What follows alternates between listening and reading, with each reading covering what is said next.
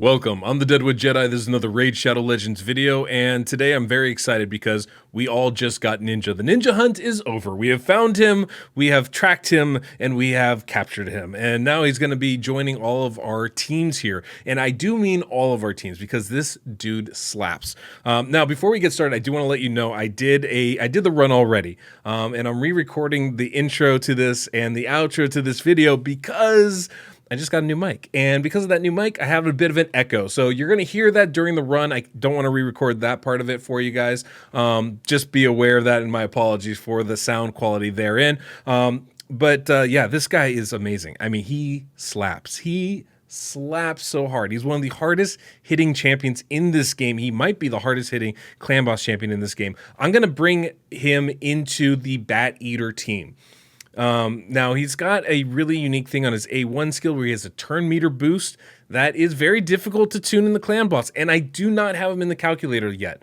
Because he also reduces the cooldown of some of his skills, it becomes very difficult to simulate that without actually having it. The one great thing about the Bat Eater team is it starts right away, gets in sync right away, and it's very stable. So I was able to manipulate some of the speeds to be able to get him into that team. I will actually have that complete, I will have that tune linked down below. So you can just go ahead and do a direct link to that if you're interested in using him in your clan boss team. I'm going to go over the calculator too in a little bit to kind of show you guys exactly what we're doing with that. But this guy slaps. I mean, he hits so hard. He hits so hard so often. It is really impressive to watch. His passive ability is insane. We'll go over his kit. I'll go over his gear so you understand exactly what we're doing. Before we get too far into this, I do want to shout out my Patreons just because I can't do this without them. And if you guys are wondering, how do I use the calculator better? How do I use my champions better? What part of the game should I work on? Sign up for some coaching through that. And it's a great way to support me in the work. Also, if you want me to take over your clan boss team, that's how I do it. You go to the Patreon. There's links everywhere. You can find that on the website, in the comments and description of this video, wherever you like. I also have a game on video down below talking about some potential alternative ways we can build this champion because he has a very unique kit. Now, some of these may not work at all. They may be a completely opposite way we want to build them. But I'm kind of curious about how we can go about it. And since he's so new, I figured that might be a cool way for you guys to kind of see that and start theory crafting yourselves. How do I want to build this champion? What are some alternative ways I can go about making this champion really, really strong? Because he's really strong already. And I think there's going to be a lot of flexibility on how we use him. So let's go ahead. We'll take a look at the champion, and then we'll take a look at the calculator, and we'll come back in and do the run. All right, first things first, this is Ninja. I've got him, you've got him, we've all got him, and I'm really thankful because this guy slaps. So first, his skills, so we understand, he's got an A1 that puts decreased defense. Now, it books up to a 60% chance to land. He doesn't use his A1 that often. It is not consistently staying on the boss. That is a major, major negative as far as his champion's kit and using him in something like the Bat Eater. This is actually not a team I would recommend using him in, because this is a little bit too inconsistent. You really need that decreased defense to happen consistently. So he's going to be better in like a Batman Forever team, for example, where you can bring in another damage dealer, someone preferably who brings decreased defense and weaken in their kit. I think that's where you're going to see a lot of strength of Ninja's kit come out, is in something like that. But it's still really nice to have, and he does work in this team. That turn meter boost, obviously we talked about it. It does have an impact on getting your team speed tuned and can be very problematic. So while I think he would be amazing in traditional teams, amazing in some of our unkillable squads, that A1 ability with the turn meter boost is going to cause some problems, and he's not going to work for a majority of teams out there. So just be aware of that. Once I get him in the calculator, and I don't have him there now, it'll be a lot easier to try to find some speed tunes that work with him. We also have this Hail Burn skill. Now, this one is insane in this. So it's a 3-hit attack. Each one places HP burn. Every time HP burn gets placed against the bosses, it automatically activates that HP burn. What does that mean? That means that when all of these land, because it does book up to 100% chance, he's going to be putting 3 HP burns are going to, boom, happen every single, like immediately with that skill. That is, because each HP burns 75,000 damage, that's 225,000 damage right off the top. Not to mention it's a triple hitter that by the time he gets going, hits really, really hard. This is an insane skill, guys. I'm talking 500,000 damage per hit type of skill. insane. Then his third skill here, this freeze AoE. This is a very hard-hitting skill. It's not crazy like the A2, but it's very hard-hitting, and it reduces the cooldown of that Hail Burn skill. That's another part that makes him very hard to tune, but it's really nice. It ignores half the target's defense against bosses, so obviously that's going to be a really strong ability. And then his passive, this is what makes Ninja insane, is every time he uses all three of his skills, he gets a bump to his attack and his crit damage. That means by the time like we get about, halfway through this fight, a third of the way through this fight, he's got an extra 25% crit damage and he's got an extra 100% attack. If you think of an attack buff that we put on our champions is 50%, that's insane. And I think that's a major reason why he does so much crazy damage in this team. He is bonkers with that passive ability. It also lends itself to some alternate builds, I think. Maybe not, but I'm really interested to at least try it out. Anyway, we're not going to do that here. I just wanted to show you that. Mastery-wise, I just have him going down the offense-defensive tree. It's very simple stuff, very standard clan boss, unkillable team type of things. Getting that War Master. As far as the build goes, I've got him at 222 speed. He has the same speeds as you would find in a normal Bat Eater, right? I like 219 or higher, basically. I try to give him as much attack as I could with the gear I had available. 4,400. It's almost 3 times his base. It's pretty solid. Obviously, could be higher, and I mean it'd be great. Crit rate's good. Crit damage is very nice. Accuracy solid enough to land that decreased defense, which we do need him to do. That's the champion. That's the build. What I want to show you guys right now is him in the calculator, this team in the calculator, so you have an understanding of how to go about trying to figure this type of stuff out for yourselves. So if we go over here to the calculator, you can see I've got Man-Eater, Seeker, Man-Eater, Painkeeper, and Archer. I have Archer down there. Yes, I do have Archer because Archer also has a 15% turn meter boost on her A1. So we're just going to type in the name Ninja so we know exactly what we're talking about when we're looking at it. And you can see Ninjas here. And as you look, it is in sync. We get that double turn every turn and it works just fine. So that's going to be our approach to this and it should work out swimmingly well. Now, one of the things to make sure this works because we have to adjust for that turn meter boost, we do have to make some changes to the speed, not the typical Bat Eater. You can see I'll actually zoom in a little bit here, so you guys can see our fast Man-Eater is going very fast, 277 as opposed to like 268 that we would normally have. The Seeker is going at 255. I think this is still in his range, but it's definitely on the higher end. Same thing with the slow Man-Eater, same thing with the Painkeeper. These are about the slowest speeds we can get with them. And so this is what we're doing. 247 for that slow, 246 for for the Painkeeper. But Ninja can stay at the normal speed. When Archer, if you're using Archer as a replacement, a substitute, kind of a stand-in, right? You have to make sure you give Archer that second skill like Ninja has. It does change the tune, as you can see, and that's going to be important. Now, this right now is because it's not Ninja. It doesn't account for that cooldown of the A2 skill. That's going to be a bit of an issue, right? And so we're actually going to see a change in the run here. And the one thing I want to point out is right here on turn count 2, right before the stun, you see Ninja has a turn right there. Well, because we're going to run this, the way we're going to run it, he's not actually going to take that turn because it's not going to be an A1 skill before. It's going to be the A2 skill because it gets cooled down. And that means Ninja will go at the top of turn 3, which is actually great because then we are immediately and completely in sync and it'll work on auto from that point on. And in fact, this run is so good, it works on auto from the jump, which I think is pretty ridiculous, being able to do that, bringing this champion in. And he looks great. Really looks amazing. The whole thing works really, really well. So let's go ahead and look at the skill priorities. So if we take a look here at the skill priorities, basically what I've done is I've made sure that Hail Burn is a prioritized skill. Now, on auto, Ninja will use that first. Throughout the course of the fight, though, I'm not 100% sure about that, and I'm not really eager to break down that just yet. I know some champions won't use debuff skills if the debuffs are already on the boss they're using, but understanding that that's the prioritized skill on auto, we are just going to make that the first skill because Cyan Slash here reduces that cooldown it's just going to feed into itself. So we're going to get more hail burns than not. And that is the big hitting skill here. So we're prioritizing that, making Science Slash the number 2. And that's what we're doing. Everything else is pretty much full auto here. These champions are all good. Everything's great. I don't really have to change any priorities. If I wanted to, I can make sure this is the first skill and that this is the first skill. And literally at this point, it is a full auto team. And it's ridiculous. It's ridiculous. It's super fun. So very cool comp. I think you guys are going to be really impressed with it. So yeah, let's go ahead and do the run. Now, setting this up is not any different from a traditional Bat Eater team, right? We're going to do it pretty much the same way. Get that block debuff up right away. Let Seeker go ahead and do his thing right off the jump there. We've got Man-Eater going next, and then Painkeeper's going to cool everybody down.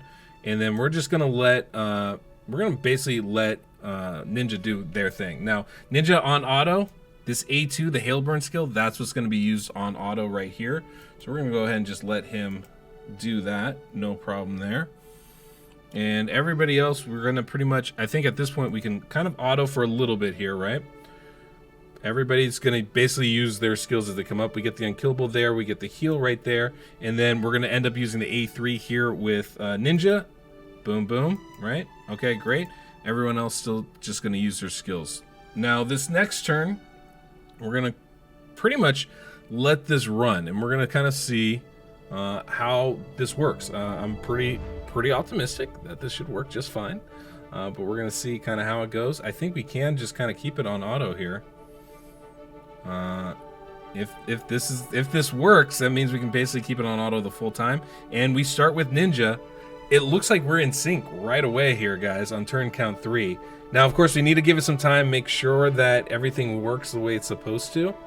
But from what I can see, it looks like it's good. As long as we get that block debuff, the last Man-Eater goes. Yeah, that's perfect. Pretty much full auto team right there, guys. Don't really even have to set any priorities. And we're going to see the damage ramp up pretty quickly with Ninja. Now, I want you to keep in mind, we don't have decreased defense on at all right now. Like, at all right now. We don't have weaken in this comp, period. So Ninja landing that decreased defense is going to be very key to having the damage of this type of a comp work. We're going to really need those retributions, those free counterattacks to get that decreased defense up like we did right there. That's going to be vital, because without that, we're just not going to do nearly as much damage. But look at that hit. 3 hits, 70k each with that A2 ability, each one activating that HP burn. HP burn 75,000 damage. Times 3 is 225,000 damage. And then 3 hits for about 70k each is pretty dope. That A3 just went for like 125,000 damage, which is ridiculous amounts. This guy slaps for sure. And like I said, it's only going to increase as his attack increases, as his crit damage increases. It's only going to get stronger. I mean, you can see, like, you know, obviously he's doing 80,000, 87,000 on that A1 hit, which is pretty darn good. Landing that decreased defense, of course, is huge to making that work. Yeah, man, that A2 skill slaps. It's nice. I like the activation of the HP burn. That's an extra 200k just right off the top, which is very, very nice. Each time that hits, it activates the HP burn. So in 3 attacks, 3 hits, it's pretty ridiculous. And, you know, because of that passive on his A3 ability, it's cooling down. Because that A2 is prioritized, we did prioritize it here. I am a little bit afraid he won't use it if it's already active on the clan boss HP burn on auto. So we just prioritize it. So he's going to use it as much as possible. It's pretty bonkers. And yeah, this seems to be working like a charm. So there's not a lot of adjustments you need to do. You need your fast Man-Eater faster. You basically need all your support champions a little bit faster than you would normally do on a Bat Eater team. But it works. It works just fine. And so if it works at these speeds, it'll work with any of these builds at these speeds, right? You can substitute Painkeeper, you can substitute Man-Eaters, you can even try like a more traditional team and work with this. You can definitely do this with counterattack because Ninja goes first in the comp.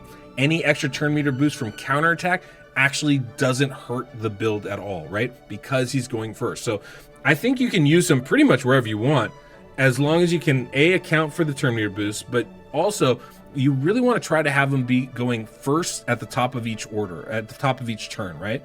And that's because any extra turn meter boost he gets from counterattack, whether it be through the Retribution Mastery or whether it be from a counterattack champion and buff, either way, it won't really affect when he goes, because that's just added on to what would be superfluous turn meter, essentially. So it could, I mean, there's a lot of potential. I mean, this guy hits hard. Like that's an insane skill right there. 110,000 damage on each of those hits. It's insane.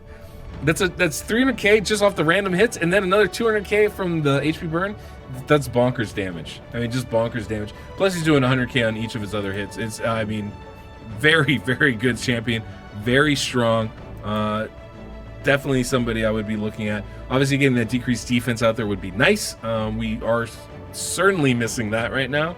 And it might make sense to, honestly, if you have the time, to manual that A3 for the first 5 hits, and then maybe take it off. Just don't use it. Try to get that A2 going as often as possible. Might be a good way to go about it. But I think this is actually probably the best way, right? You prioritize the A2 so it comes up as often as possible. The A3 actually cools it down so it comes up even more often. We get those hits more often going in here. It's just getting that decreased defense that's rough. So I probably wouldn't use him in a bad eater team. Obviously, if you don't have other options, he's obviously great. But it's going to get you to an easy 2-key team. But I would definitely be looking at using him with a Deacon. I would definitely be looking at using him in a 2-1 ratio team that's more traditional, like with a counterattack champion. I think he could be incredibly good, and I think then you can rely on him to place that decreased defense. Without counterattack, it's a little bit more hit and miss, as we can see here. But with counterattack, it's a pretty reliable, I think, for him to be able to place that. It makes him much more viable in this kind of a thing. So let me get myself off screen. We'll go ahead and jump towards the end of this, and we can kind of check out Ninja and the damage that he does.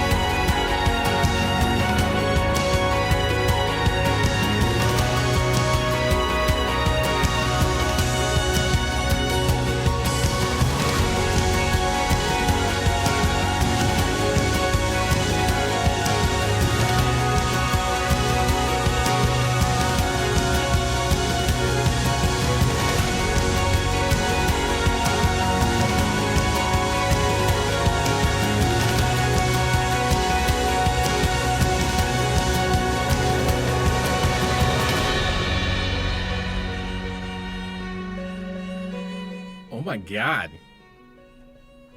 He just did 40 million damage. I